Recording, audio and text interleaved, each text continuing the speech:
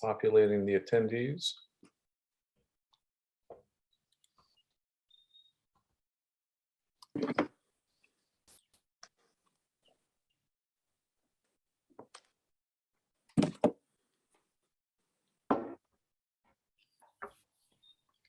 Somebody want to bring Catherine in? Yeah. Thank you. Oh, yeah.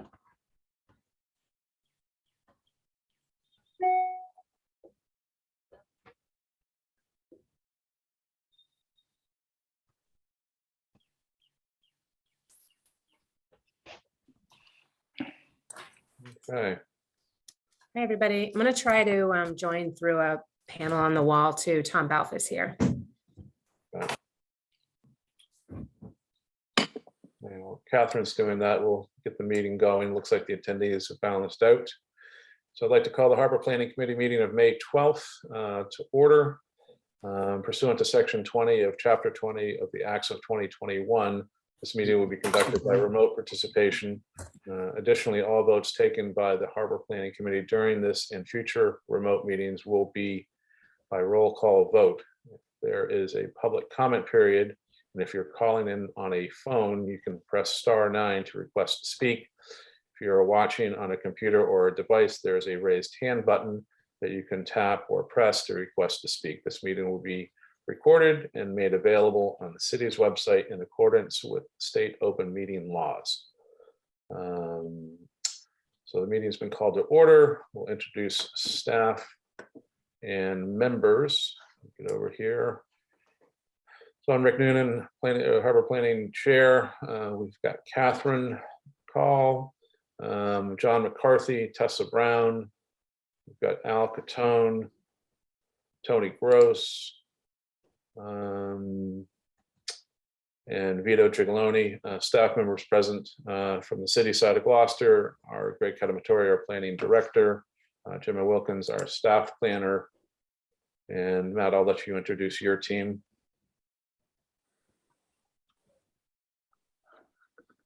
We have myself, Taskina Tureen, project manager, Zoe Mueller, and Rahi Patel.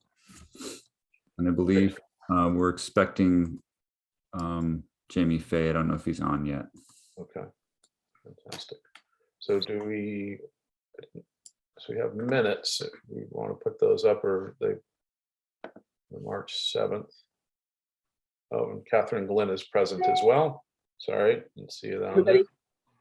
Hi, Catherine. And Tom Balf as well. Sorry, Tom, just saw you there as well. Thank you.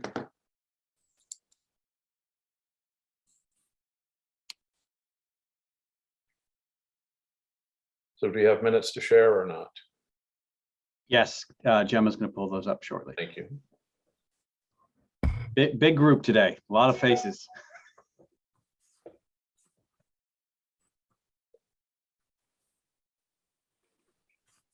Thank Hey, you. Greg, I just want to make sure that Jamie got the invite. I'll remind him, but just want to make sure he got it from you as well.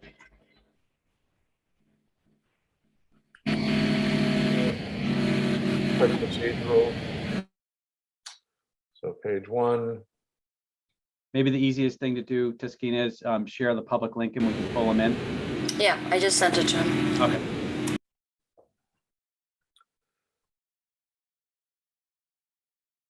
Page 2. Any questions, comments, corrections on page 1 or 2? Page 3.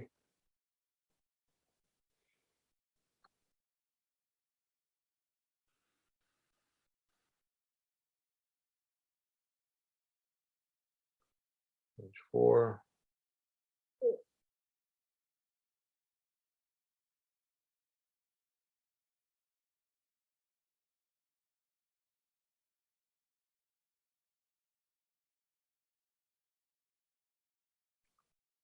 Page 5.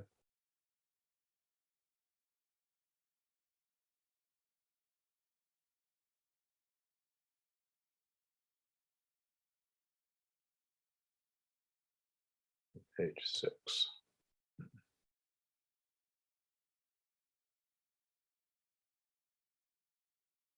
Okay. There's no additions, corrections, or amplifications. I'll accept a motion to approve the meetings from the March, it was March 7th. Gemma, So March moved. 7th. March 7th, okay. So John, would you Second. like, so we have, I need a motion first, So Vito. moved. We have a motion from Mr. Gross, a second from John McCarthy. Roll call vote to approve the minutes, please. Member Noonan, Yes. member Gigaloni, Yes. member McCarthy, Yes. member Gross, Yes. member Brown, Yes. member Catone, Yes. member Call, Yes. and member Balf. Yes. Okay, And we'll let the record show that Jamie is here as well under his new identity. Okay, so we can get back to the agenda, Gemma, if we may. I don't know who's posting that, if it's Gemma or Taskina. I'm going to share my screen if it's Okay. time. Very good, Matt. Thank you. Jamie, thank you. Um,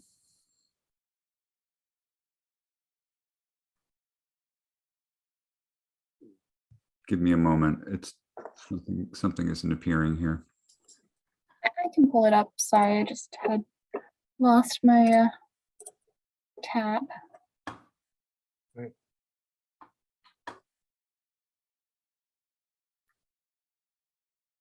I'm just going to pull up the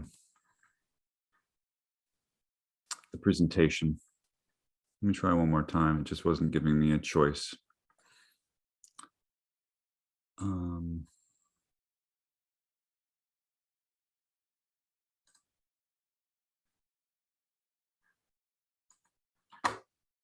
Okay.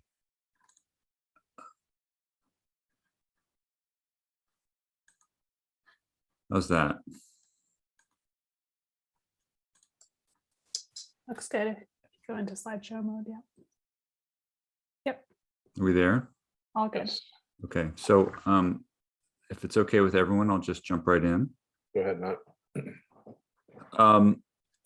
We'll talk a little bit about the timeline and the process, but we're at a point in the plan where we are really transitioning to crafting the actual plan itself. And there are a few sort of key issues that we know that we're going to want to address in the plan. One is our approach to supporting uses. There's been some changes about at the CZMDP level about how they want us to address those issues. So I'm going to share that with you. And thankfully, we have Catherine here to fill in anything that I miss. That relates directly to I4C2, which is another obviously very important part of the harbor, important part of the plan. So we've done some very high level regulatory analysis, and we will also revisit a few of the past proposals. Our goal today is to stimulate some more discussion about I4C2, and specifically with an eye towards how we actually might want to characterize our goals for that site within this plan, and within this time frame of this plan. I think without further ado, I will jump right in. We are here. I think we might have one more harbor planning committee before we go back to the general community. Right now, this is looking like July. Please correct me if I'm wrong, for our next big community meeting. As I mentioned, we are transitioning from the research and analysis phase of this process into really beginning to craft the plan and asking questions that will relate directly to how we approach substitute provisions, offsets, amplifications, and some of the broader goals that we really want to bake into that plan. So the next public meeting, again, date to be determined, but I think we're looking at the summer, or some of the high level draft plan recommendations. And so that's a little bit why we're kicking off this conversation today, beginning with supporting uses and I4C2. Okay. Supporting uses. Many of you, well, let me start with, we've drafted a table of contents as a way to start structuring the document and the way that we're thinking about it. The way these plans are structured are fairly standard, but we've adapted this a little bit to Gloucester.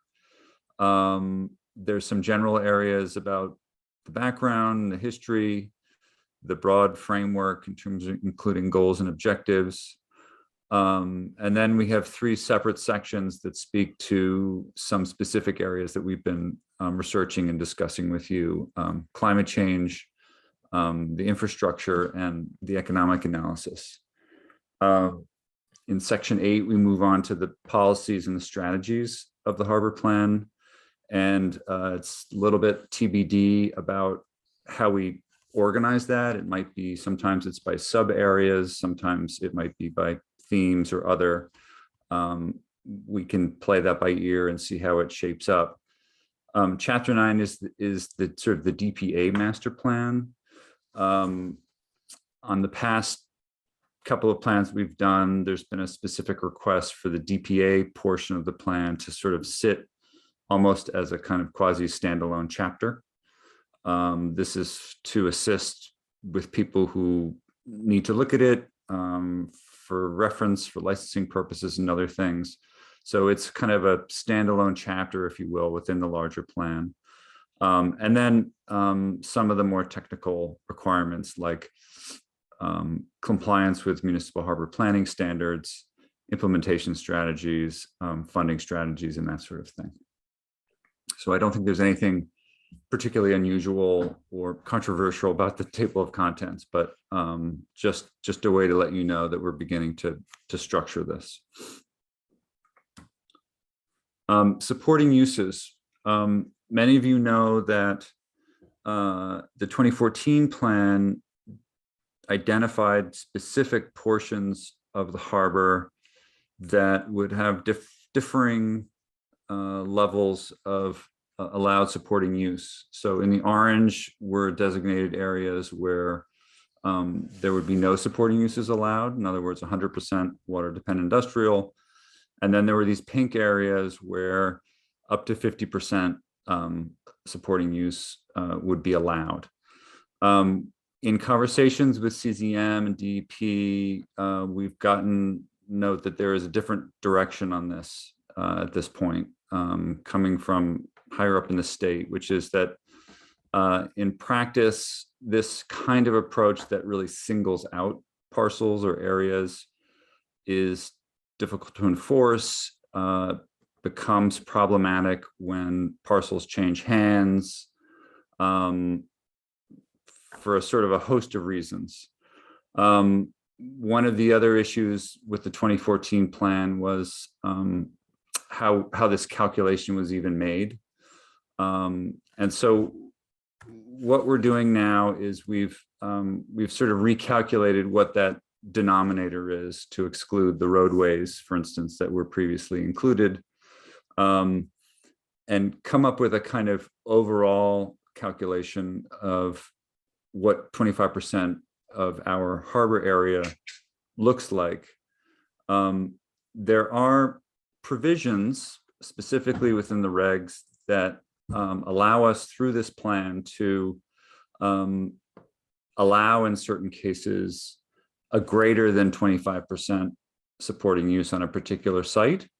If that meets certain criteria, if it meets the goals of the overall harbor plan and generally contributes more rather than less to the marine industrial operations and character of the harbor. So as I understand it, the way that CZM and DEP want to regulate this is to really have a kind of running tab, if you will.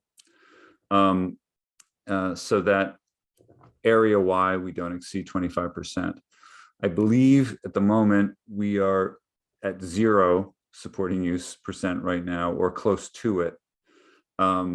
So I don't think there's any sort of threat that we're going to sort of max out, but I do think that in terms of some of these parcels or some of these areas, particularly I4C2, that we may want to explore what additional supporting use looks like and under what circumstances that might be welcome, and find a way to use the plan to, in a sense, make a case for those things. In Chelsea Creek, which was just approved in recently, I think January, there is a provision that does allow more than 25% in a particular parcel, and it comes with a series of conditions. It comes with an offset, in fact, in that case, which is a contribution to a waterfront fund of sorts. And there is a case that's made in that plan specifically to identify what are long-term stable marine industrial uses. And it provides a little bit of a calculation to demonstrate that even with this additional allowance, that the overall area is not in danger of exceeding its 25%. There are, but the numbers aren't just numbers. There are additional requirements that have to be met, and to allow this kind of variability, and they're listed here. And I think these are the kinds of points that we would want to address in advance in the plan, to show that if we did want some flexibility on how we allocated our supporting use, that it was contributing to the overall goals of the plan and to the marine industrial use of the harbor.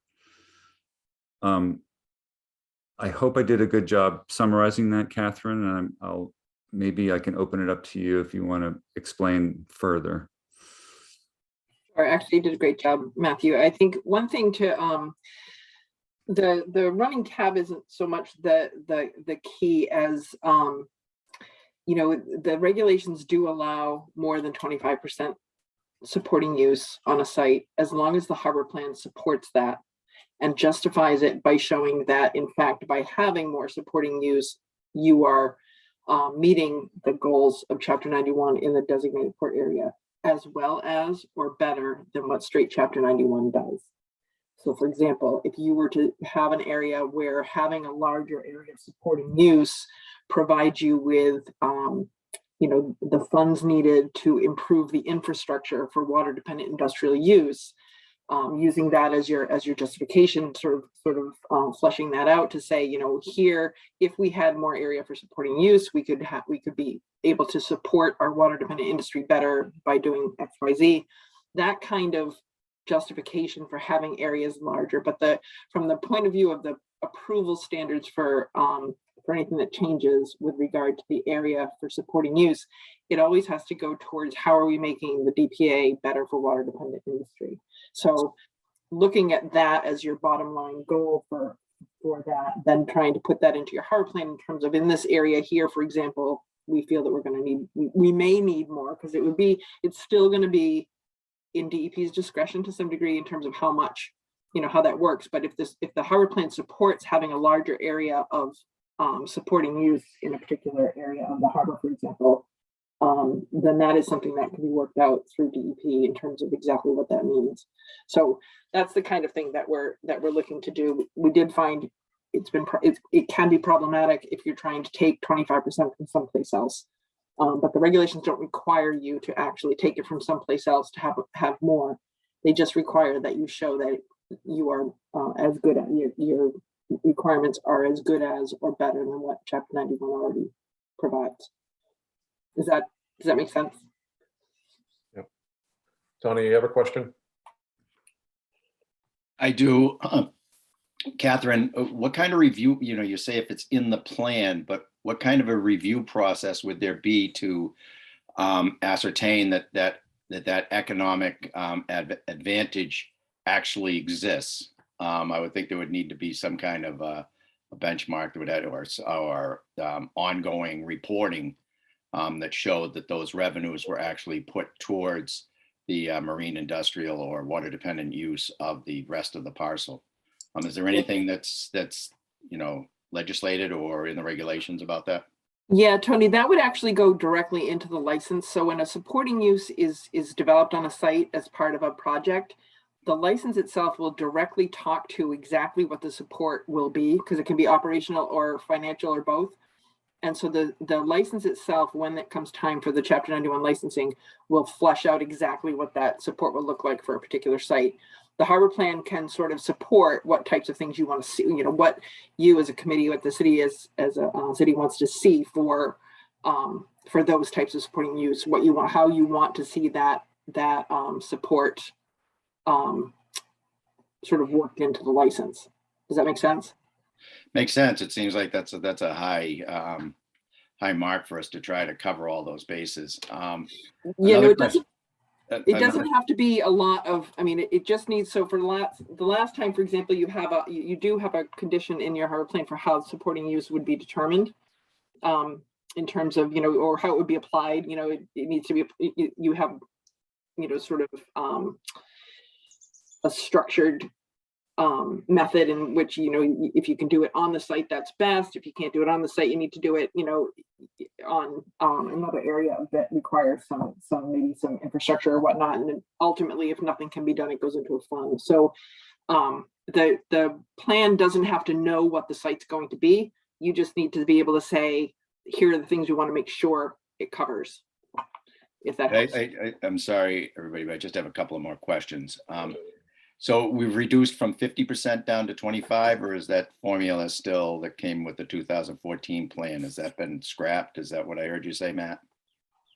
Yeah, it's not that we've come down to 25 from 50%. It's about how it's allocated. In other words, we can't earmark specific areas for 50%. All right. And okay, thanks. And then a couple of meetings ago, I know Vito asked this question about is it first come, first serve on this 25% if it's an aggregate for the entire area? What happens when the 25% of the whole area comes and then we have another new use that actually has a real legitimate reason to have greater than or even any supporting use if we've already hit our max of 25%? How are we going to deal with that? Yeah, we would not be taking that 25% from any place else. So that's, I think there's some clarification that needs to be made with regard to what we've called the running tab. It's not, the idea is that we really don't have the ability to say to somebody, you can't have your 25% supporting use when it's allowed by Chapter 91, straight Chapter 91. And also, you could have a situation where you would have a great water dependent industrial use that needs some supporting use in order to make it viable. We wouldn't want to put someone in a position of not being able to do that water dependent industrial use because they can't have any supporting use. So that is not the goal. The goal is not to have, okay, we're at 25 and now you're done. But we do need to look at, that's why we need to look carefully at where is going to have more and under what circumstances would it have more. So the excess, somebody gets 27% because they have a legitimate reason. That's not going to be counted against the overall 25%. So no, it's everybody's eligible for 25%. Everybody's eligible as long as they are able to show that they are that what they're proposing to do meets the requirements of the regulations as well as or better than what their straight Chapter 91 regulations show. And then again, it always goes to what it says here. It's always going towards is what you're doing making the making the water dependent industrial uses of the DPA stronger for water dependent industrial uses. So great, thank you. It's a little bit of a case by case. Yep, thanks. So Catherine, just to clarify a little bit, the language in the regs act says generally, correct, on the 25%. And so the suggestion here is if on a case by case basis, if what's presented is more effective than the actual regulations themselves, there's some flexibility on the percentage. So there's two 25% in harbor planning regulations. One of them in general, that the commercial uses in the entire area of the DPA can't be more than 25%. Commercial uses, not supporting commercial uses, commercial uses. Within jurisdiction, within Chapter 9 jurisdiction, so within Phil Tidelands, you can't have more than 25% on a site for supporting industrial or commercial uses, unless you have a harbor plan that says you can, as long as you show that what you're doing is as good as or better than what straight Chapter 91. So they're two separate. The DPA, the as of general rule piece is a DPA master plan requirement that needs to show that you're not basically changing the whole DPA into a commercial area. You know, that you're keeping that at a reasonable amount. The other one is a Chapter 91 licensing requirement that can be altered with the use of the harbor plan to allow more, as long as you are showing that, you know, you're meeting that performance standard. So I know that causes a great deal of confusion on a regular basis, but there are two different standards. And we'll, as we move through looking at the details of what you're proposing, we'll make sure that those stay, you know, fleshed out and clear. So what you're saying is that there's no complex formulas. There's no complex formula. No, there's not, but there is a complex need. I mean, there is a need to look at your harbor and say, what do we want? Where do we want it? And why do we want it there? And how are we going to do that? Gotcha. Vito? Yeah, thank you, Rick. Boy, this definitely muddies the waters. I can tell you that. I get it, what you're saying, Catherine, but what this does for planning a project is basically someone has to assume 25%, prove a justification under the, you know, somewhat subjective determination of what would be an improvement to what the underlying, you know, Chapter 91 allows at 25%. I guess the question is, do we still have the opportunity to cap it?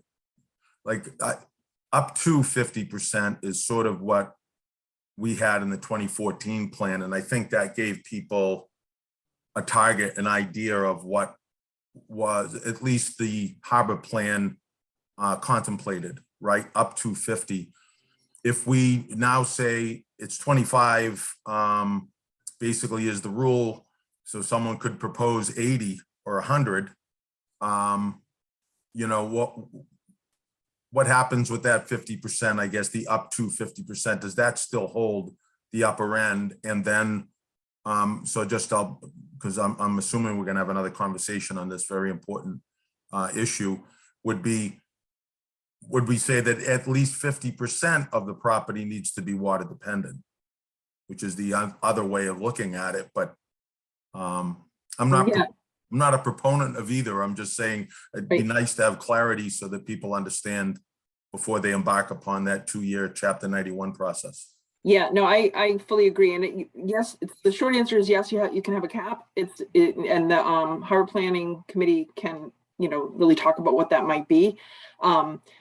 You're not, you know, the goal is for supporting uses to strengthen the water dependent industrial use. It would be really unlikely to get more than half your property to be a supporting use and say that that's actually strengthening your water dependent industrial use. Because if you look on here, you know, relatively condensed in footprint and compatible with existing water dependent uses, maintain the site's utility for existing and prospective water dependent industrial use. There are very specific requirements for what a supporting use needs to meet, you know, to make sure that it's not overcoming the primary use, which needs to be a water dependent industrial waterfront. So that needs to be worked in. And I think that it's important to have the discussions now while you're doing the harbor plan about under what circumstances that would happen, so that somebody, when they are designing their project, will be able to design to what, you know, the harbor plan sort of has put in place for this is what you need to show for that.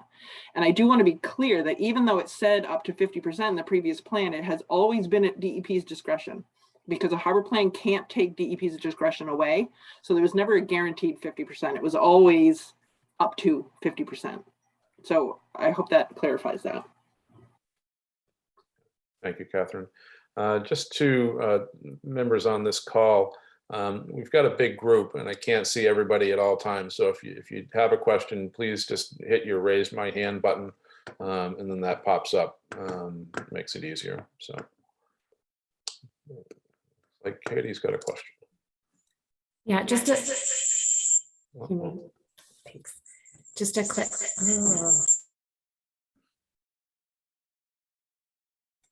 Just a clarifying point. Catherine, is it then DEP who determines how the DPA is better with the supporting use? The criteria that they, oh, I lost Catherine. It actually would be through the harbor planning process, Katie. So we'll work, you know, as you're all working on, you know, here's what we think would be a situation where you could have more and make it and still make the water dependent industry better. You know, have more supporting use. Here's the circumstances where here's the circumstance we think that's true, or here's what you need to show, and work through those details, because those would be something that would be approved through the harbor planning process by the secretary, and that would then apply to licensing when the time comes for licensing. Does that make sense? So you would be in your harbor planning process deciding what types of conditions would, you know, meet that requirement. And so you're sort of coming in and saying, here's what we believe meets that requirement, and here's the circumstances under which we think projects would be meeting that requirement, and therefore could have more than 25% supporting use. That will be, you know, we would be talking about that as it's being developed, and then ideally when it comes in, it would be something that could be approved by the secretary, and then that would be incorporated into the decision making at DEP for Chapter 91. So you would have, because you do want to have some clarity up front about what is and isn't going to fly, because you know, otherwise you're throwing darts at the wall, right? So we want to make sure that we have as much clarity as possible in the plan. Okay, thanks. I think it's back to you, Matt. Yeah, just a general comment, which is, you know, if we were maxing out at 25%, I think it'd be a happy problem. I mean, it's extremely difficult, some of you know, to get licensed. Every parcel has its quirks. So I don't think we're going to be, you know, shutting anything down. I think it's been challenging for people to even make use of the 50% alleged that we had. But I just want to put that in context, that it hasn't been a kind of avenue, a licensing avenue that's been used hardly at all. Let me put it that way.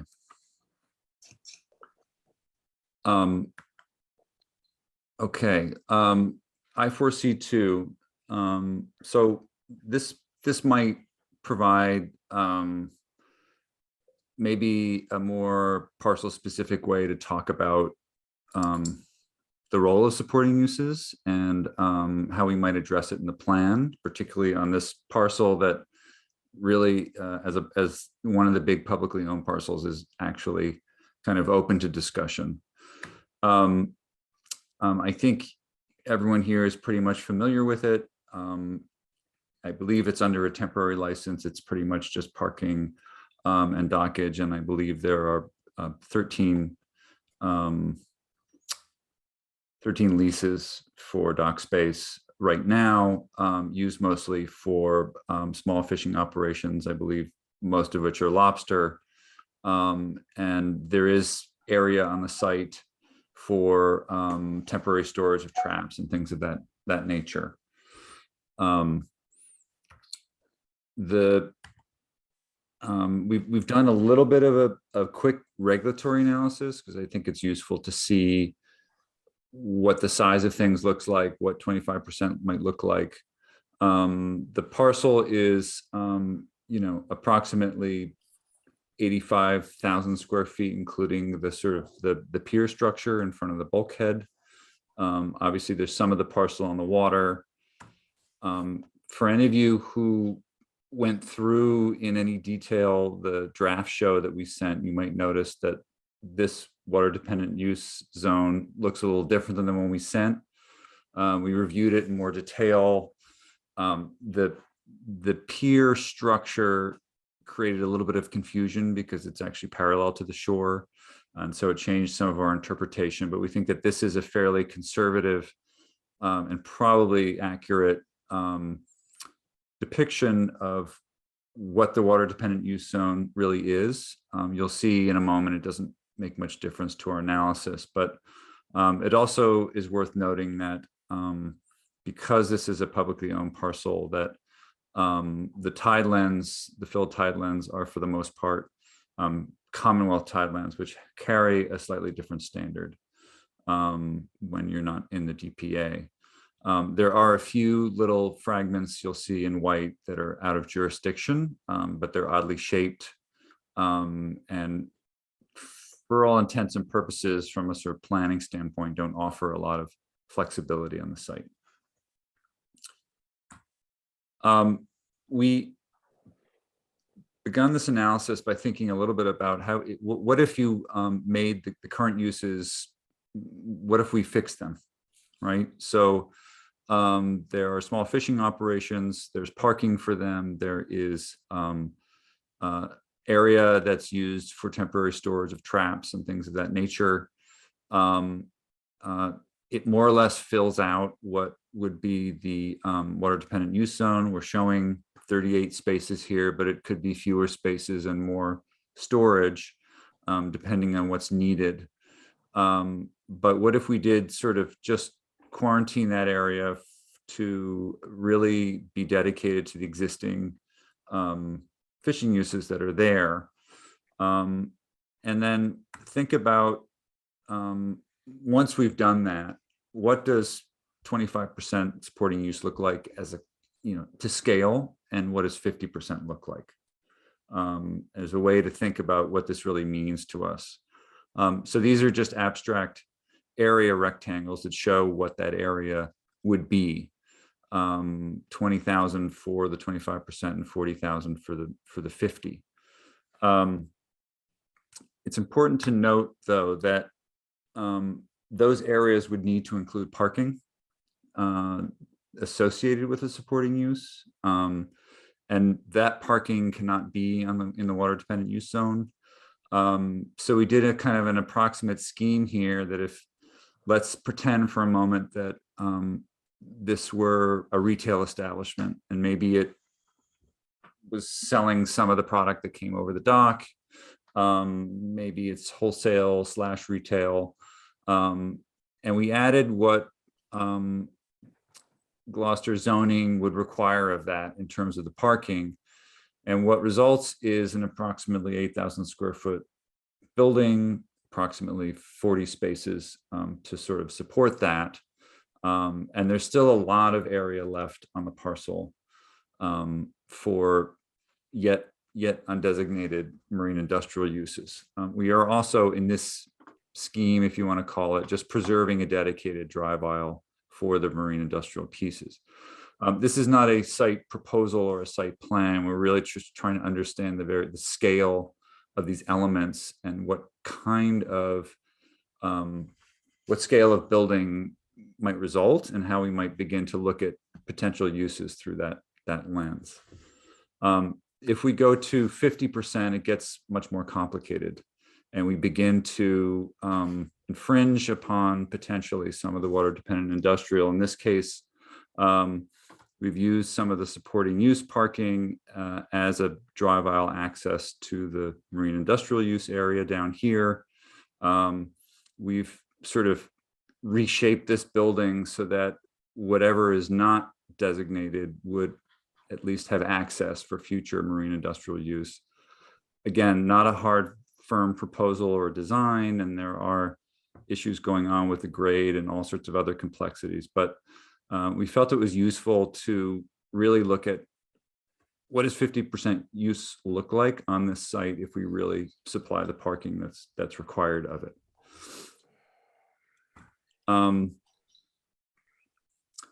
The other thing that really comes to bear on this site, obviously, is FEMA and the flood zones. Most of it is, in fact, virtually all of it is in the FEMA zone.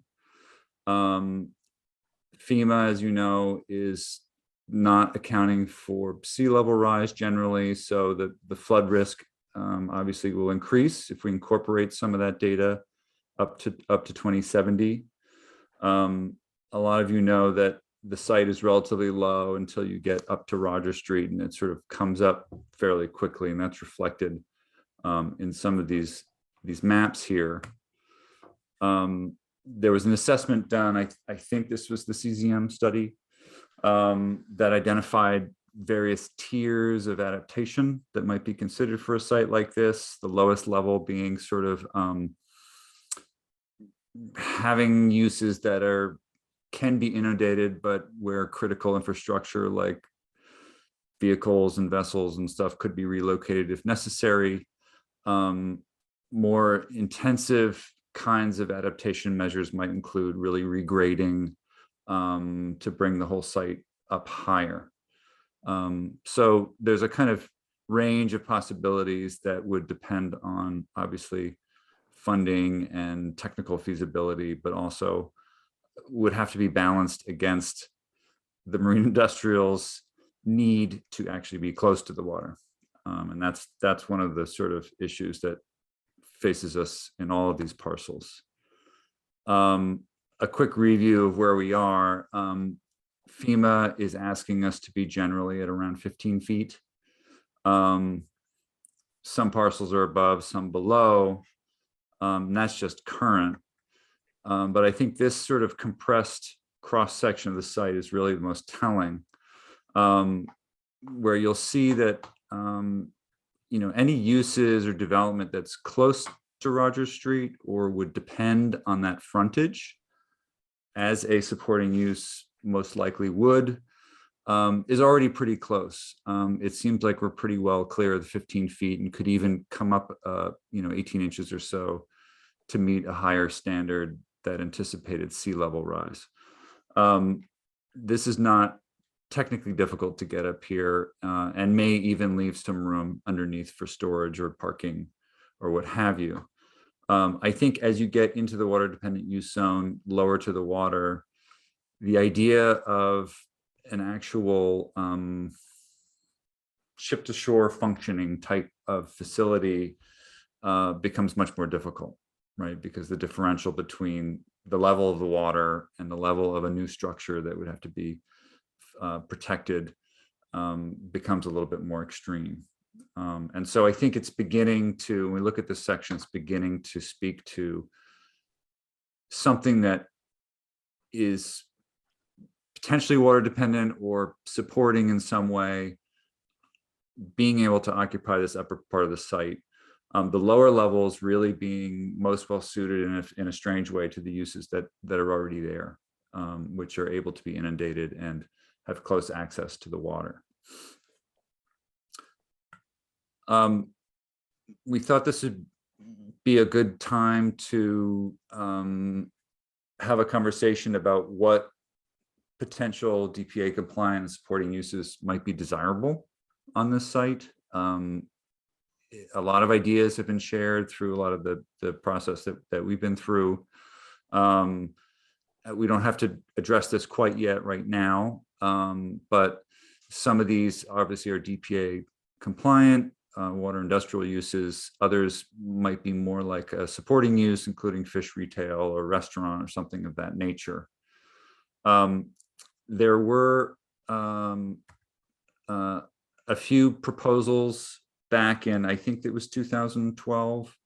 There was a call for proposals for uses on this site, and we've pulled out a few of them. Greg has helped us curate the selection of the schemes that we think might be worth talking about. There's 3 of them that involve a kind of nice mixture of uses. Visitor centers, a little bit of retail or commercial, some public tourist related access to the dock along one side in this case. But I think all of the schemes that we've been looking at here really preserve and in many ways and try to enhance the access to the dock and the support for the fishing operations that operate out of there. And so in this case, you'll see a kind of more or less dedicated area down here. And then a sort of decked up high, something that would probably be licensed in a supporting way. And I believe in this scheme, there's an idea for parking underneath that deck. So I think that there's some areas in this scheme for commercial. I believe there's a visitor center, various outdoor spaces that could be used on a seasonal basis. And then some sort of access down here for perhaps more tourist related sort of waterfront point destination. Another similar scheme, which includes marine innovation, so engineering, ocean product development, labs, that sort of thing. There may be portions of this that would be considered supporting. Others might fall under the sort of the research umbrella that is allowed in a water dependent use. But like the other scheme, there's a sort of substantial area devoted to parking and laydown to support the fishing here. There's a notion of retaining the view to the water in a way that the public could enjoy and come down to see the water. There are questions, obviously, of the building height and appropriateness in that location, but and what the zoning will allow, but that's perhaps another discussion. And then a third one, again, another sort of mixed use idea that involves a sort of public market. I think a whale watch, a place for the Chamber of Commerce, basically a nice sort of mixed use deck. And in each of these cases, you'll see that there is a kind of a constructed deck up above. I don't know if the scheme allows for parking underneath it, but the gist of it is that there is a sort of Rogers Street focused decked series of mixed uses.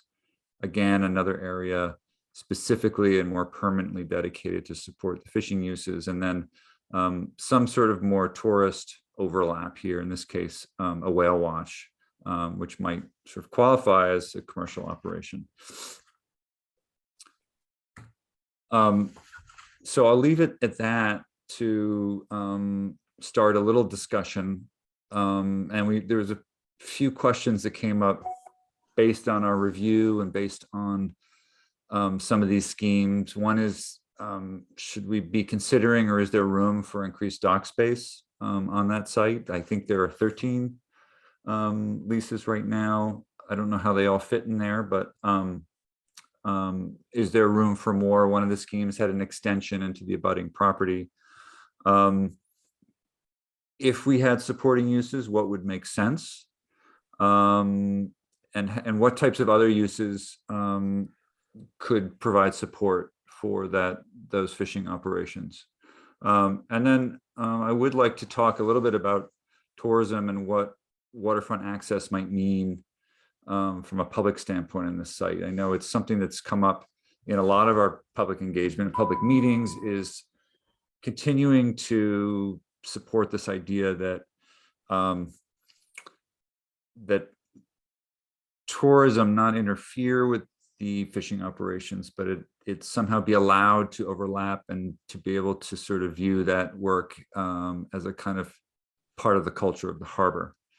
And then lastly, are there any changes to the zoning that we want to think about that might facilitate some ideal uses here? I start with parking restrictions, for instance, and requirements.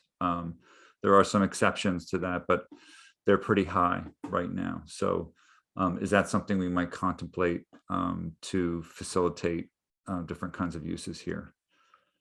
So I'll leave that thought and maybe open the floor. I just wanted to clarify a couple things of the examples that I brought in. Again, there were 21 or 22 examples, some of them 100% marine industrial, in some ways kind of rethinking or whether or not the commercial marina would remain.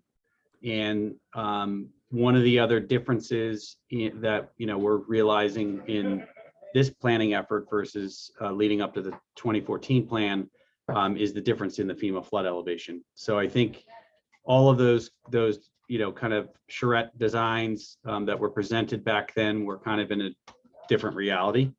And so even some of the ones that were just run through, they might not exactly hit the mark in terms of what they would actually have to look like to comply. But it just also was on the premise of hearing so much from the analysis that's been provided, as well as from the committee members, of the importance of dockage.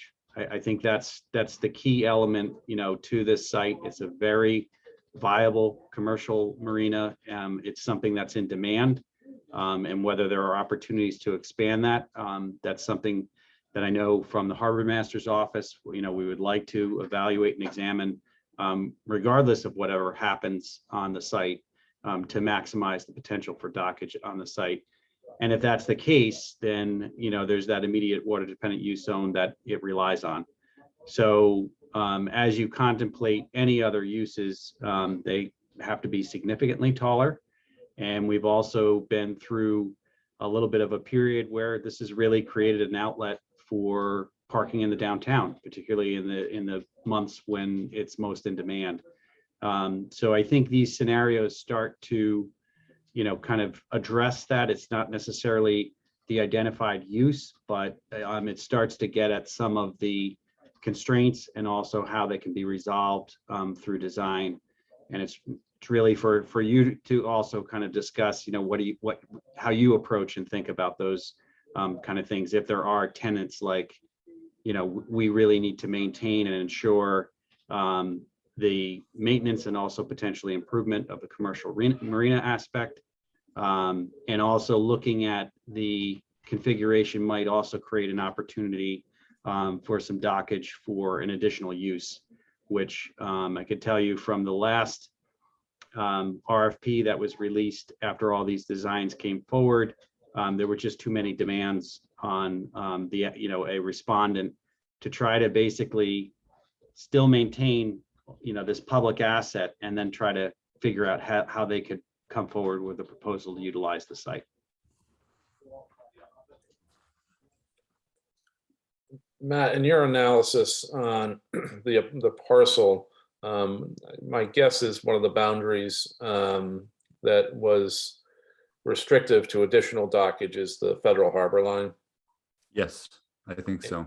And in your team's experience, has there been any opportunity to address a federal harbor line? And I know that this has been talked about forever, pushing against that to, in a commercial setting to increase dockage, since we're sort of on that thread at the moment. I personally, I don't have any experience in what that would mean. Something we could ask of our experts at Tetra Tech. I went to this example because you can see that's right. It looks like they're sort of acknowledging that line, which is why they've sort of bent this dock extension off to this side, but that's beyond the property line, which is here. Sure. But I think that's a good question. Catherine, do you have any experience or insight? No, I really don't, Rick. It's not, it's challenging. I know that for certain, but I couldn't really give you good guidance on how easy that would be to do. So I guess So Rick, I'm just noting that John's got his hand raised. I know he has probably some history on this a little bit. Right, so he was next. Go ahead, John. Okay, sorry. Yes, just expanding on what Rick brought up. I'm pretty sure that the whole Harbor Cove is under a designated project area. The last time I remember them dredging that area was only for the lobster marina down where Woodrow's gas station used to be, which is currently all the way down the end of Harbor Cove. They dredged for that back in the early 70s, I believe.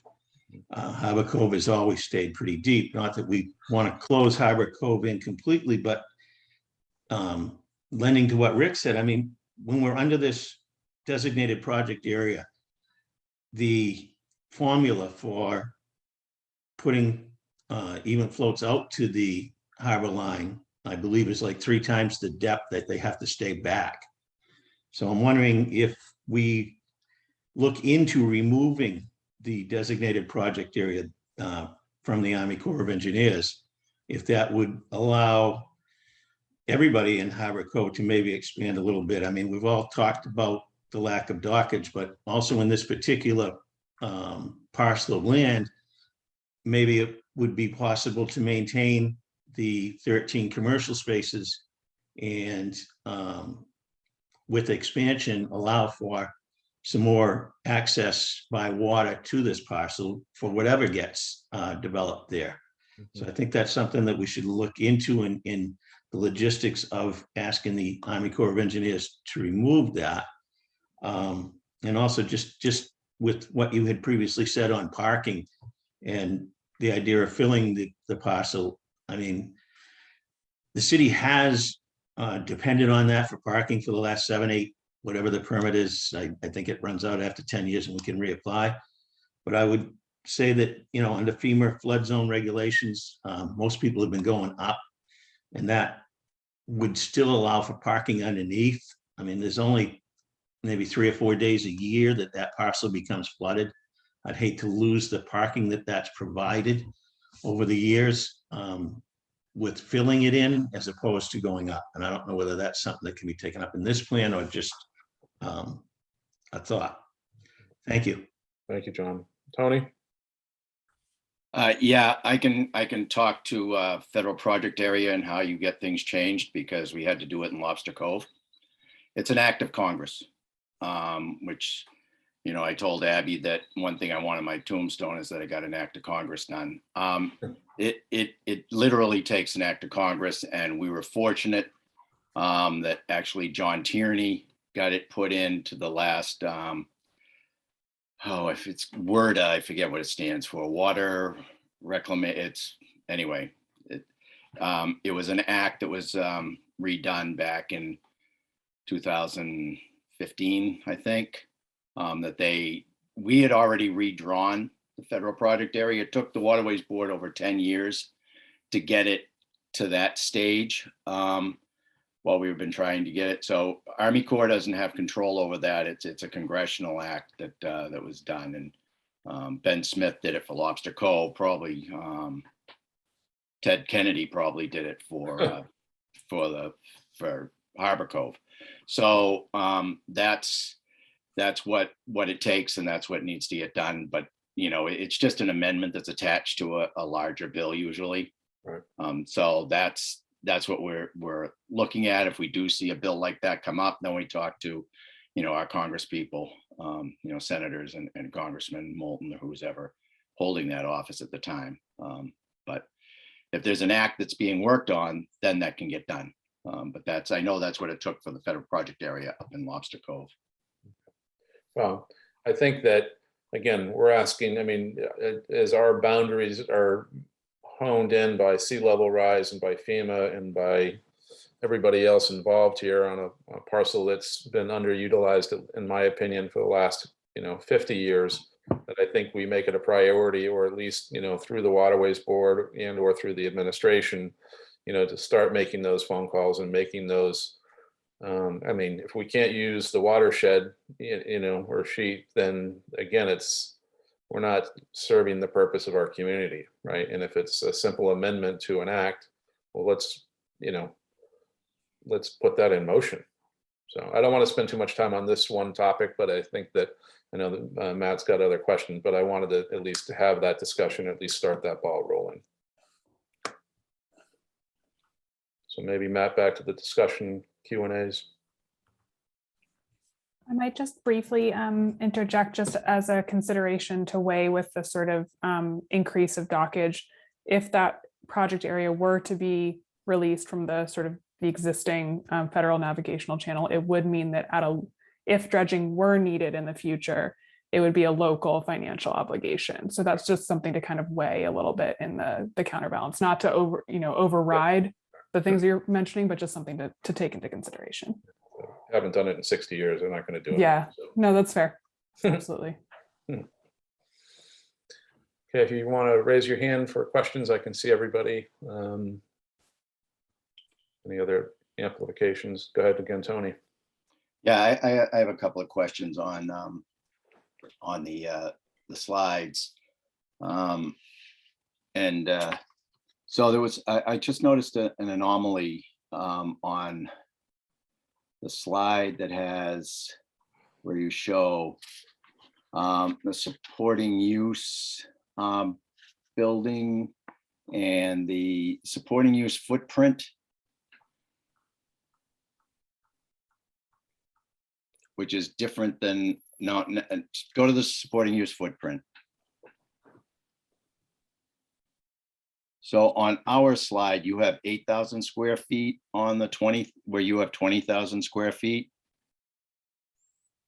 Are you looking at the presentation that we distributed earlier? Yes, Yeah, yes. so these, I explained earlier, these, we've updated them. There was some quirks in there and some interpretations that have since evolved since then. So this is a little bit more current. I didn't, Okay. sorry for the confusion. I thought that was the case, but I Yeah. just, and then, Well, hold on a second though, that this 8,000 square feet.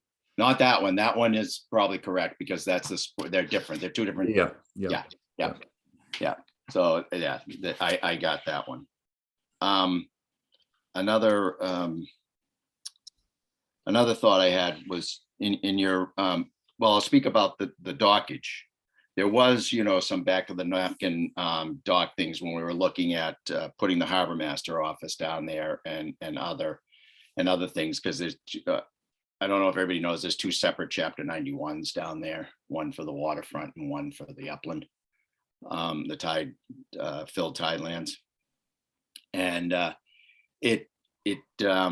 there wasn't a whole lot more that could have been done. There could have been some reconfiguration, where they have those angled fingers coming out and stuff that, in the corners there, it doesn't make good use because they're not square. But also this is, and Vito can speak to this also, because when he had his place out the end of the fort, this is a nasty spot. We put in at the harbor master office around the corner, we spent hundreds of thousands of dollars for wave attenuating docks in front. So anything you put here, you gotta figure is gotta be able to take be in constant motion. The boats that tie up there, and they're in constant motion. And I just think everybody needs to understand that that's what is in store for that piece of waterfront, whether or not we put,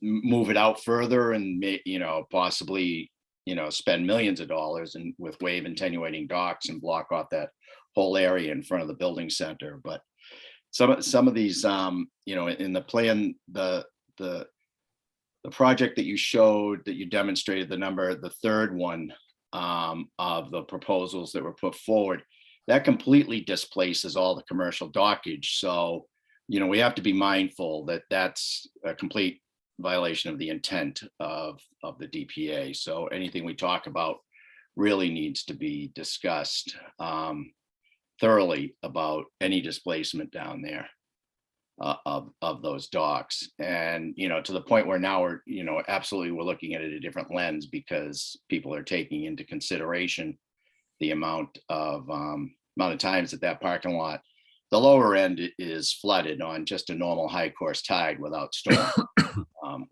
It doesn't even require a storm. So that we do need to take into account. And I also think that we should consider, you have existing uses now, and the appropriateness of them. Now we have, with the right whale regulations that are coming down, and I see, now we have all the Massachusetts traps have to come out of the water, as you've probably seen in many backyards are now loaded with lobster traps and any other area. We've been able to fill them now, but a lot of guys moved their stuff into federal water, which didn't require them if they went just a little bit to the northern. So I got a feeling, and I think it's pretty certain, that the feds are going to start requiring to have the gear taken out of the water, and that this is a very valuable piece of parking for downtown. And what I heard from many people in response to certain projects that were going to be put down there is that the sight line is one of the only really good sight lines to the harbor.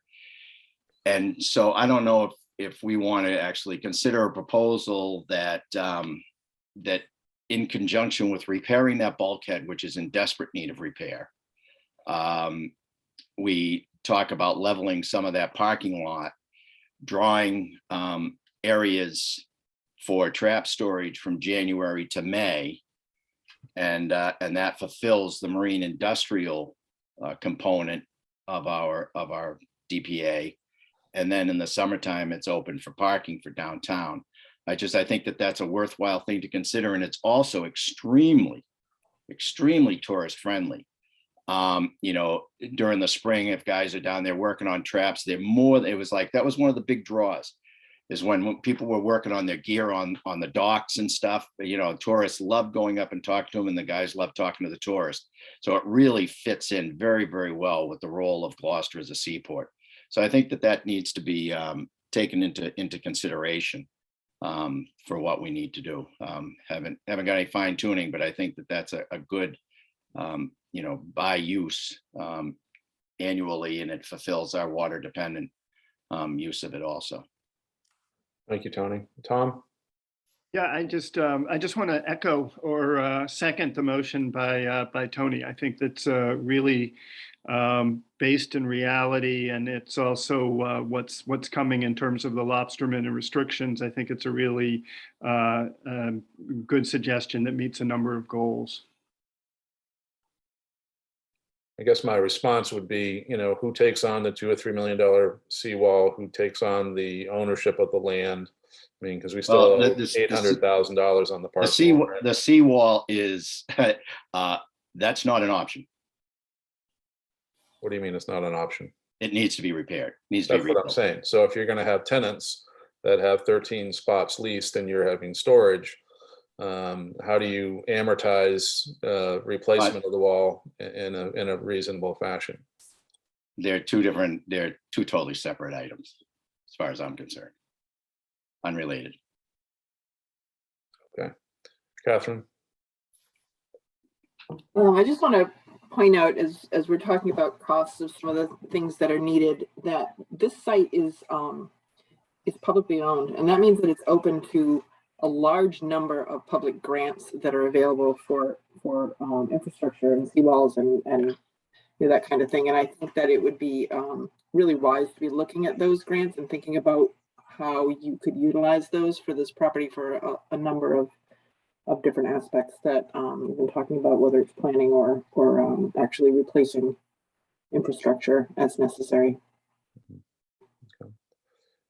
I'd like to amplify what Greg Catamatori brought up in the last RFP process, that the terms and conditions were, you know, a Rubik's Cube of requirements that, you know, nobody could untangle. And so I don't know if Matt, in your experience in other parts of the state, you know, that went through an RFP process, are there, I mean, is the thought to make it almost impossible to satisfy the RFP, or is the exact opposite, to encourage a response that's you can find a solution? Obviously, you want to find a solution. I think both at a high level and from what I understand from the last RFP process, that the upkeep of the infrastructure, and specifically in I4C2, and the sort of support that flows from that for some of the fishing operations is not profitable. And you know, there's a limit to which the market itself can support all the things that we might want. And so I think from what I understand, the RFP did have requirements to, you know, give the city back some money. You may have to think differently about what kinds of partnerships, how you leverage some activity for grants that Catherine's talking about.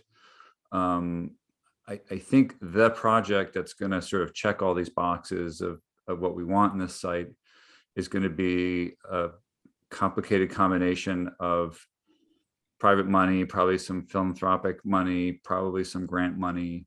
It's the economic model for this site is going to be a little bit more complicated than a simple sort of parcel disposition to a market rate developer. Mhm. And Tony, if I could follow up on commercial dock leases and trap storage, are they synonymous? Meaning I rent a slip and then I get to store my traps, or how does trap storage work on that parcel? Actually, that's something that's been worked out through the mayor's office, and I think it's pretty informal right now. There's nothing there is on the boardwalk itself.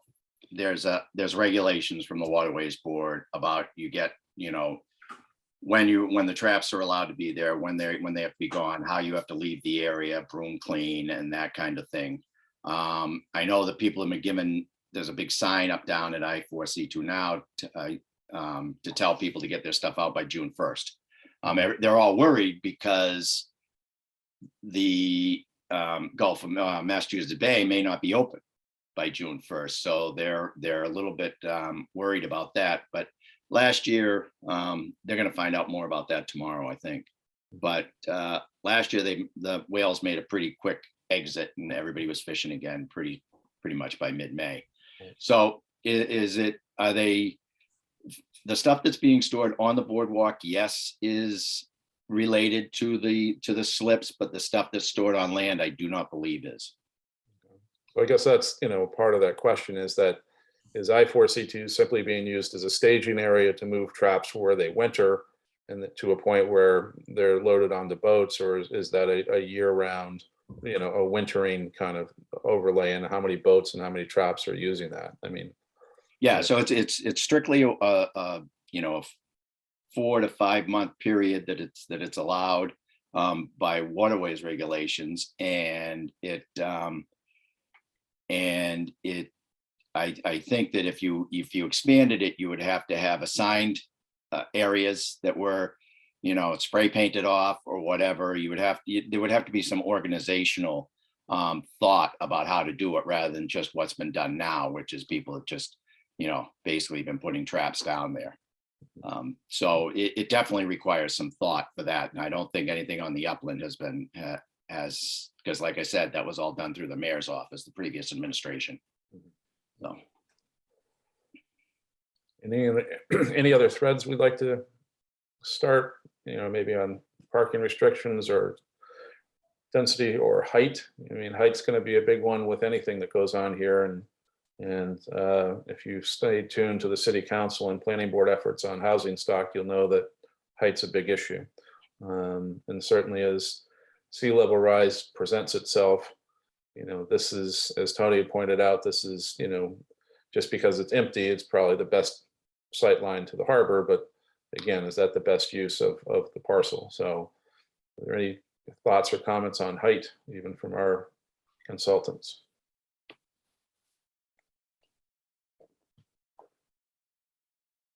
I would also ask if there were some kind of additional uses on that site, right, that might need to occupy the sort of upland portion of it. What would people on the committee here like to see? What do they think would actually be supportive, A, financially, but B, even operationally?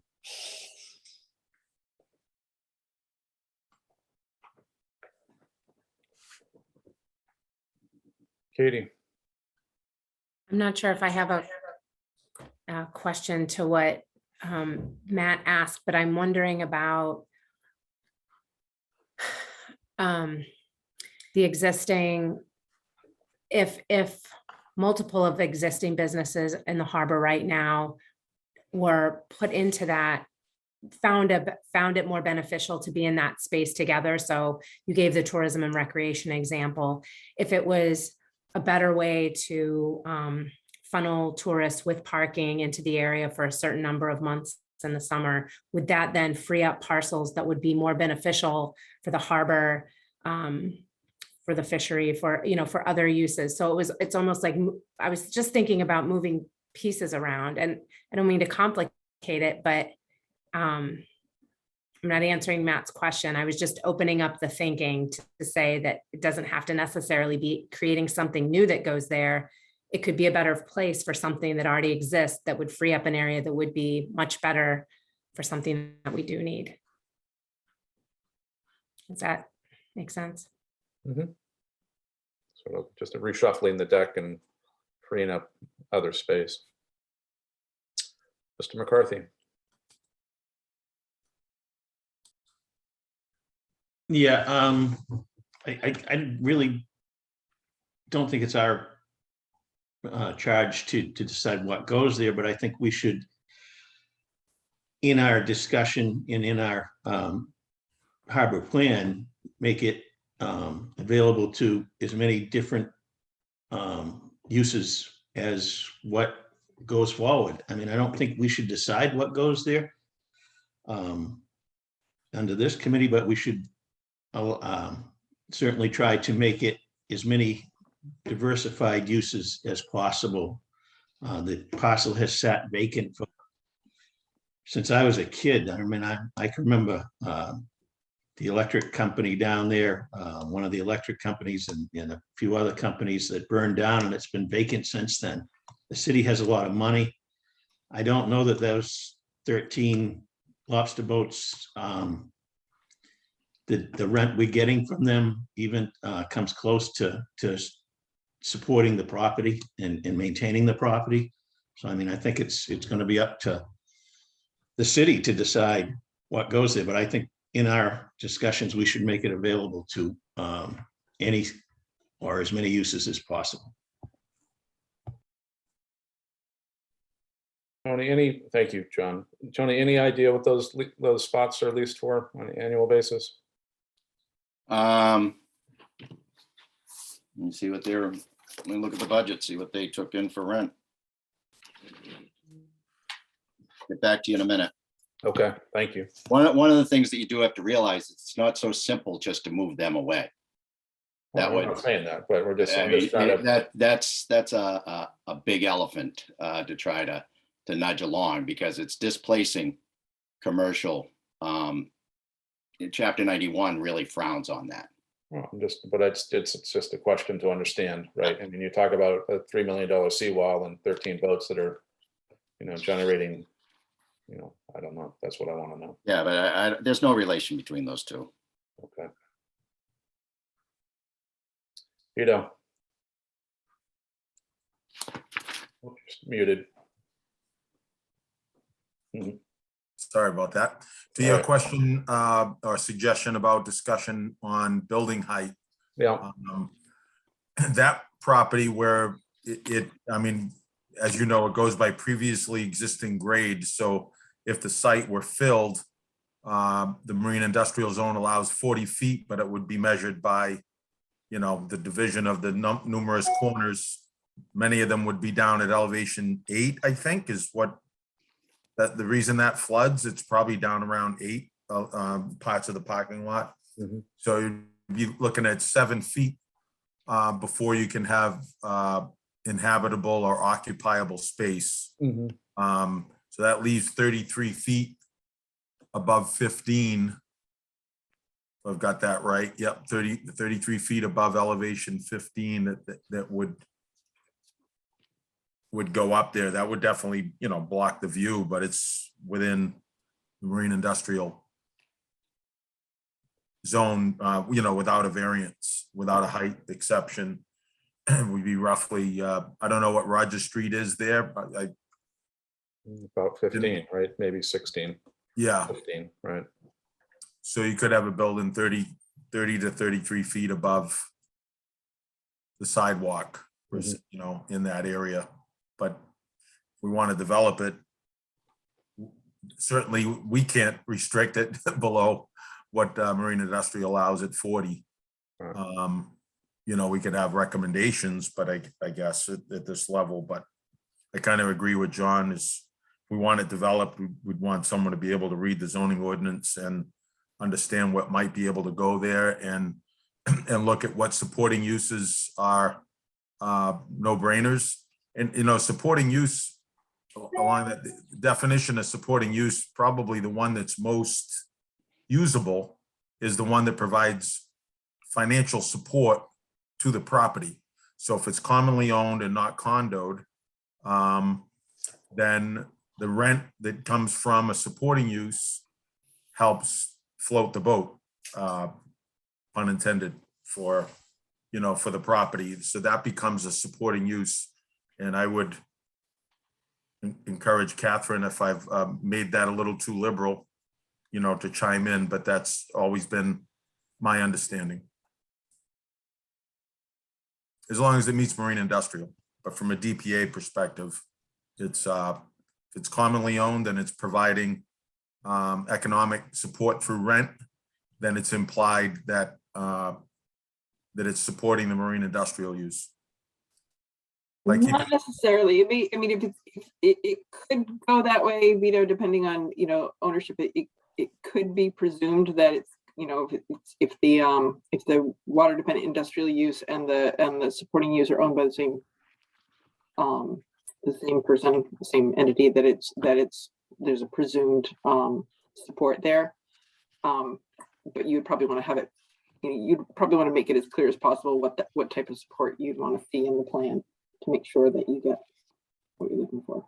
Does that clarify that at all? I'm not thinking for myself at all. I'm just thinking, you know, policy wise, you know, one of the criteria is that it provides financial support. So as long as it's it meets zoning, right? I think that's what's going to limit. Then if it's a use that meets the local zoning and doesn't provide any obstacles to the marine industrial use, it's not incompatible, in other words, with the water dependent use, then it would be implied that it's providing financial support, and that is one qualifying criteria under DPA. Be great to know, you know, if that's correct or not, you know, so if we need to amplify something in our harbor plan, we could. Currently, you know, your tier in your current harbor plan says that if it's common ownership for the water dependent industrial use and the supporting use, then the support is implied, presumed. Otherwise, it does need to be specified how that support's going to be structured.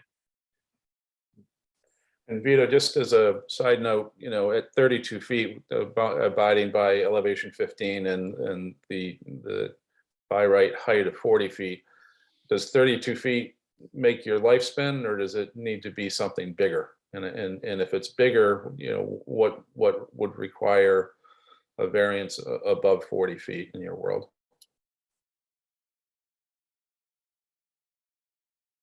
But I think you'd still have the 7 feet down below. You'd have the parking. I agree that, you know, things that can be moved and survive being inundated or with fair warning. I think that should be utilized instead of, you know, filling the whole thing and wasting that floor. Right. I think a flat roof and 32, 33 feet would be an awful lot, because the weight of that building on the fill that's there, I'm assuming it would have to be all pile supported and grade beams. So that would be a significant amount of square footage. I don't know that it would need to exceed it, but I think we're pretty much at that height, you know, block any view from Rogers Street. So personally, I'd be indifferent to how much higher it goes. So I guess what I'm trying to get at is if there was a fishing related, processing related, I mean, you look how big Good Harbor Filet is up at the industrial park. And, you know, so I think it's probably, and I haven't measured it, but it's probably a pretty tall building, right? And so there's probably 2 stories of at least 15 or 16 feet, you know, per floor. And, you know, if the idea was to attract, you know, that type of organization back to the harbor, even though we've lost 3, you know, does 40 feet, you know, work, right, to attract that customer, right? Fresh fish, yes. The building was built, Good Harbor Filet was built because they were doing more of the frozen blocks and batter. And so it was more for the rack freezer storage, I think, that governed that height as opposed to the processing. I remember seeing when Gloucester Seafood Processing, when GSP took over after that, it was kind of funny seeing 30-foot high ceilings, and none of the equipment was any higher than 15. Right. Well, I think if someone were to build one efficiently, they could work with those heights for Okay. fresh fish. Right. Perfect. Got it.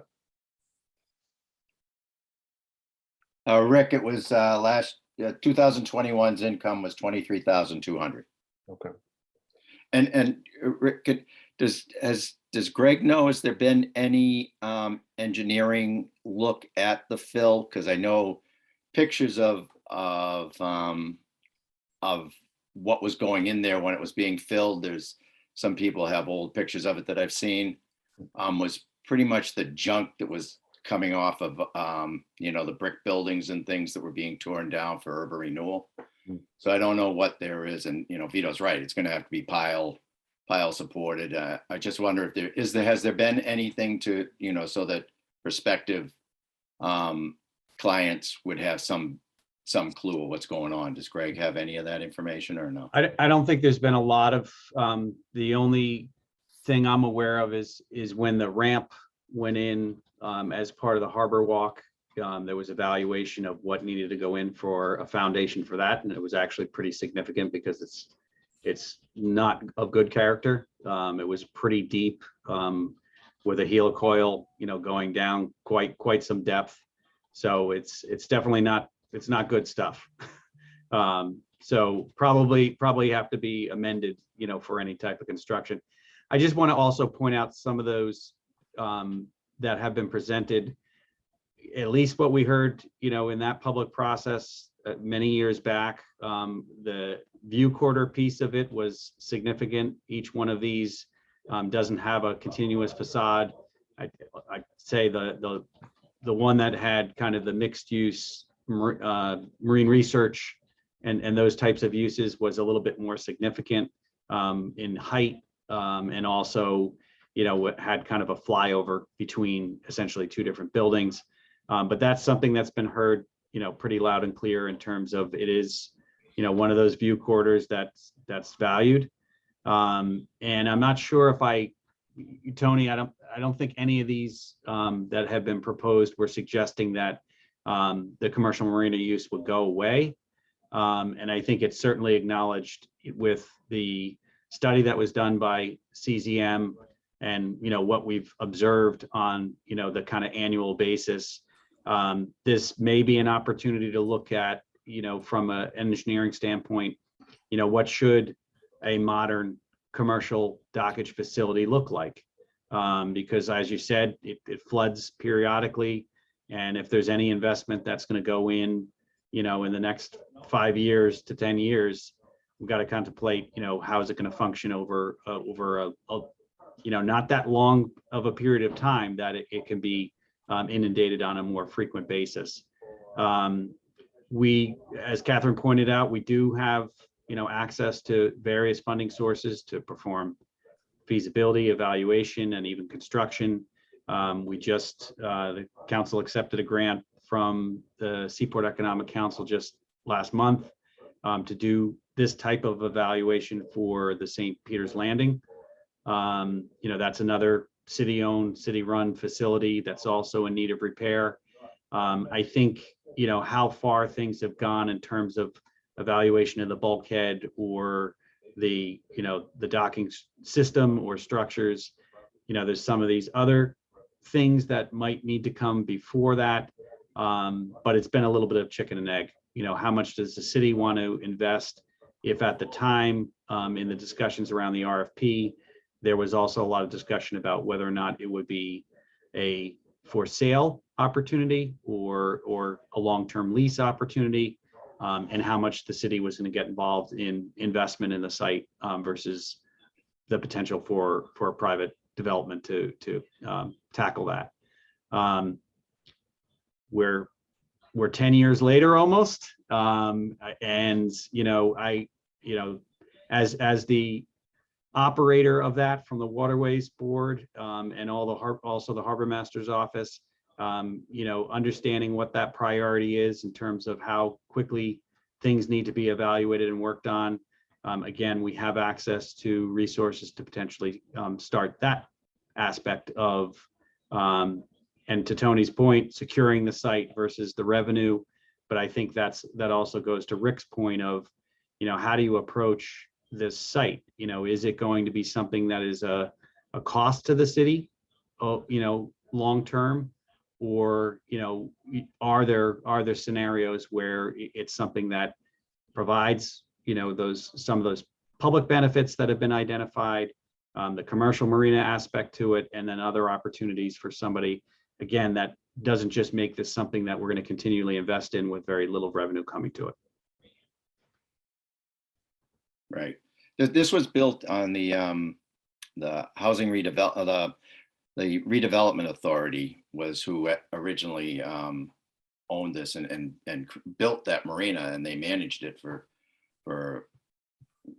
over, well, maybe 2 decades before they turned it over to the Waterways Board. So this was originally part of urban renewal, just so that everybody understands that history of where this came from. So I don't hear any other comments or threads that we want to kick off at this point. Matt, do you have anything that you wanted to add to this discussion, or sort of setting the table for our next discussion? Yeah, I mean, I think, just making sure I'm not on mute. What we're really trying to do is to, between now and when we're going to be crafting this plan and hopefully trying to get it approved, I don't think we're going to have some universally acceptable perfect use on the table, right? And so what really our job here is to figure out what are our priorities for the site and how do we want to frame it in a way in the plan, so that we're well positioned when that really good opportunity does come along, right? And that we're giving DEP some guidance about what we want and in what ways additional uses on the site can support the existing ones that are there, and what really are our objectives here. So that's really the lens. I think what I'm hearing generally is that I don't think anyone's against continuing to support the fishing uses that are there, right? And if anything, finding ways to enhance the facilities that they rely on, like the docks, the bulkhead. Are there other ways to improve or expand those operations? And then, should we be as open-minded as possible about what else can go on the site, with an eye towards maximizing the possibility that there can be other uses that in some ways could supplement, what's needed to just keep the site operational, let alone maybe improve it. I'm sorry again, but just for a historical perspective, the waterfront piece was always owned by the city. When Mayor Kirk, what she purchased was the upland, the waterfront piece. They were totally separate up until just a few years ago. So I just want to make sure everybody understands that's what we're talking about here. That they were completely separate at that time, and they still maintain separate Chapter 91s. That's good to know. I've forgotten, I have one more slide if we're ready to just talk about what's next. Yeah. I think in our next meeting, we want to talk about 112 commercial, which is the other public parcel. We want to talk a little bit about the zoning in East Gloucester, particularly the portions that were pulled out of the DPA. If there's anything that we want to visit there. And then reopen this discussion about commercial vessels and how dock space is used. And then also at the next meeting, submit some draft recommendations in advance of the next public meeting. Any other comments? There are none. Greg, I'd like to open. We have one attendee that's been very patient, holding their hand up at the discretion of the chair. I'd like that person to have 3 minutes to make a comment. And they just need to state their name and address for the record, full name and address. Okay, Suzanne, you should be able to speak. Thank you very much. Can you hear me? Yes. Yes, we can. Wonderful. I just want to raise your awareness because of what Greg helped Matthew Littell with about curating the proposals that were generated by the community in 2010. We generated one as well. It was meant to be a marine industrial vocational technical facility, a combination of training, public viewing overlooking the shop floor, but also commercial shop floor space where folks like us and other designers can bring clients to build private projects in. So it'd be very much marine industrial. It shows the next generation a way into the future. And it is certainly a big deal tourist draw. And it would be city owned. It could be part of the North Shore Vogue. It's saltwater campus, something that's unique in the Commonwealth, maybe even unique in New England. And it would very much underscore Gloucester's commitment to the next generation by indeed pulling the next generation into it. The Marine Genomics Institute is all nice and well for those who want to do this work, but there's an awful lot of other folks at that age, certainly I would have been at that age, who would want to learn skill sets that are very portable, that don't depend on a big corporation. It's not about laboratory equipment. You can build from scratch a whole boat that may last 20, 30, 40, 50 years, as I did demonstrate as well, bringing this Navy project, 39-footer to town. 2009, we built in 2011. She finally got launched after much back and forth in 2015. So we've already done the work. So we have a facility for I4C to be proposed, Marine Industrial Vocational Technical School, integrated with the school building budget in the state. And of course, organizationally, either run by the city school district or in collaboration with the North Shore Vogue. I wished Greg would have shared this with you. I hope it still is available on the website. I'll help you folks out. I will share with you what we generated here. These are all very compact PDFs, and it's all right there. One of these files is called the Gloucester Ocean Innovation Campus. So we're combining training, we're combining commercial use, folks like us, and we do never ever touch the fisherman's tie-up space up front. This all coexists in a very dedicated focus of marine industrial now, the past, and indeed the future for the next generations. Thank you very much for letting me speak, and I do appreciate being part of the conversation. So Suzanne, for those who don't recognize you, could you just state your name and address for the record? Of course, Susanna Altenburger, Phil Bolger and friends. We've been designing boats out of Gloucester for now 70 years, 66 Atlantic Street up in West Gloucester.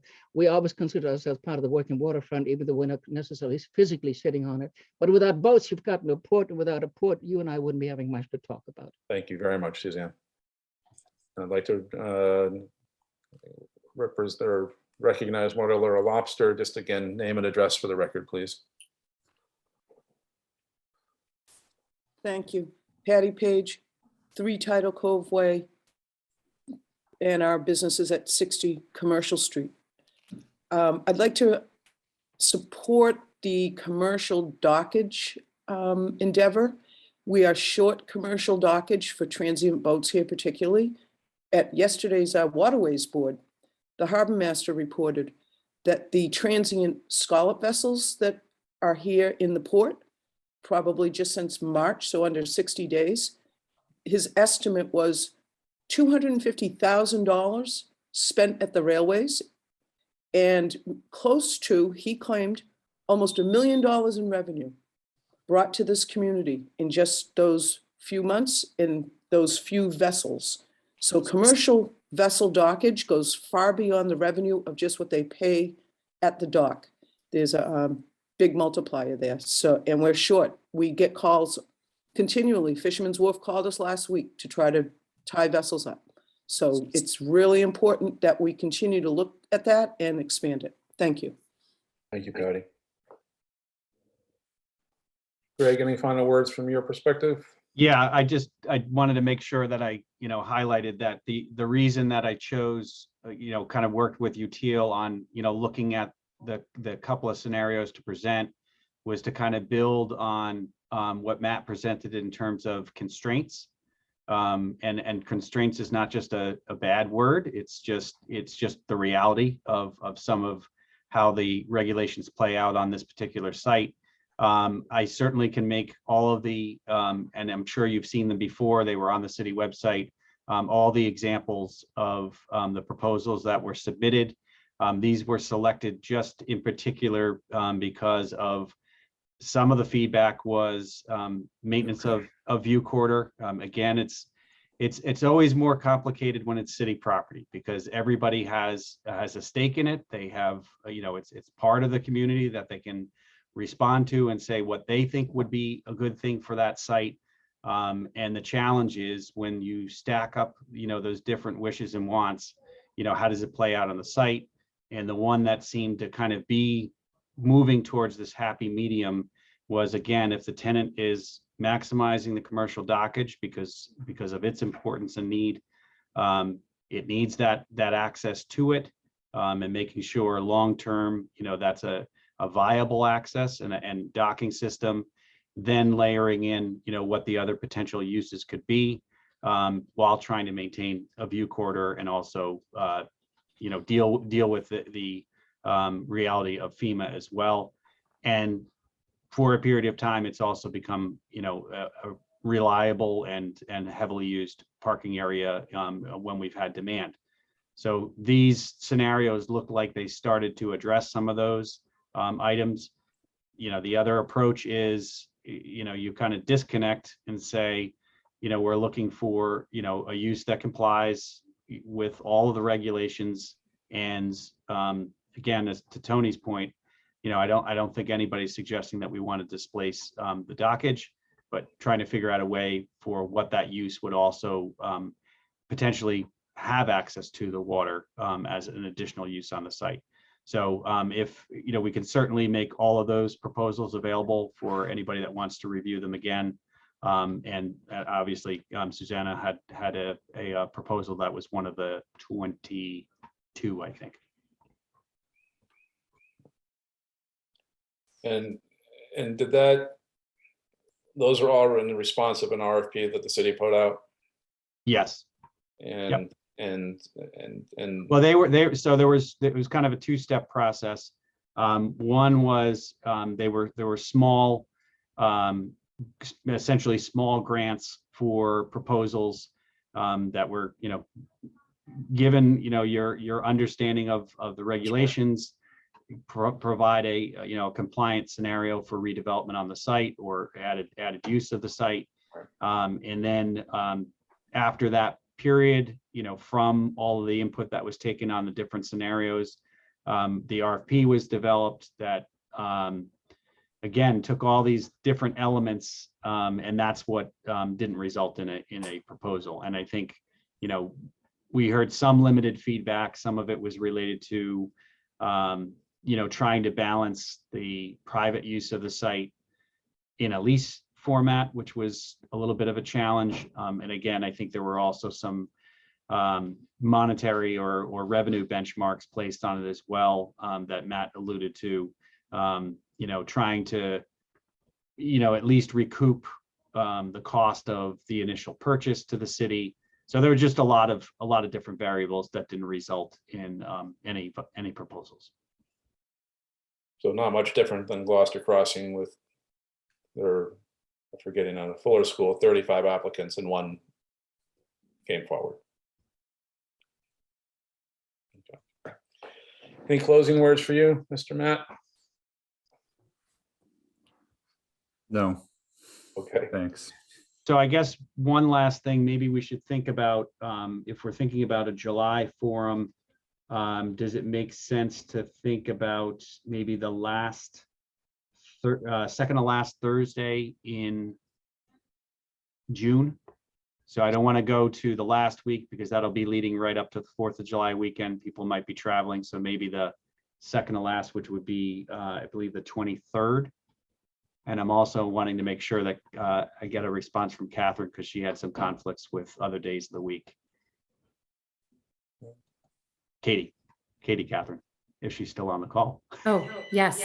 Oh, you are there. Okay. You can leave it on. I'm going to turn my thing off. That works for me. Does that work for the UTL team and other members? What's happening? Sorry, my volume. Did you ask me something, Greg? No, I was just asking the rest of the committee if the 23rd same time would be viable. Recording in process. Works for me, Greg. Works for me personally. I won't speak. Although, is there a possibility, should it be after July 4th? I guess Where's- based on the timing of when we Yeah. would hold a public meeting, that could work as well.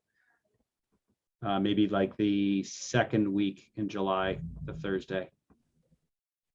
Which I think would be, oh, you have calendars on the screen and I'm looking at a calendar on the wall. Can't see it. Yeah, that might, I might be away during that time. In July. I have another public meeting on the 23rd, but I don't think that should preclude us from meeting. I think the rest of the team can carry on without me. Well, I think June is fine, end of June. June 23rd? Yeah. Okay, we'll stick with that. And if anything dramatically changes, we'll circle back around. Okay. And Greg, is there an easy way of disseminating a link to the former RFPs? Yeah, we can make that available through a link on the Harbor Plan webpage. Okay. That will take you to a Google Drive. They're all PDF files that you can just kind of walk right through. Right. I think it'd be a worthwhile exercise if members had an opportunity just to review them quickly to sort of understand the scope last time. And is there a copy of the actual RFP? Make there that so we- available too. Yep. Okay, fantastic. Again, understanding that, all the layers of complexity and conformity and all that sort of things. I mean, obviously, and I think the city funded those $2,000 grants for those responses. Is that Yeah, right? so yeah, we did have some grant funding to do that. But yeah, Okay. All right, just understanding the context. Yep. Very good. No other questions? I'll accept the motion from Mr. Gigalone to adjourn. So moved. And a second. Second. Thank you, sir. Roll call vote, please. Matt, could you stop sharing so I Yep. can see everybody? Yep, sorry. It's okay. There we go. Oversharing. Okay, Member Noonan, Yes. Member Gross, Yes. Member Brown, Yes. Member Gigalone, Yes. Member Catone, Yes. Member McCarthy, Yes. Member Balf, Yes. and Member Cowell. Yes. Okay. Enjoy the warm up. It's Yeah. starting today. Bye-bye. Thanks for everybody's time. Thank you. Take care. Thank you. Okay.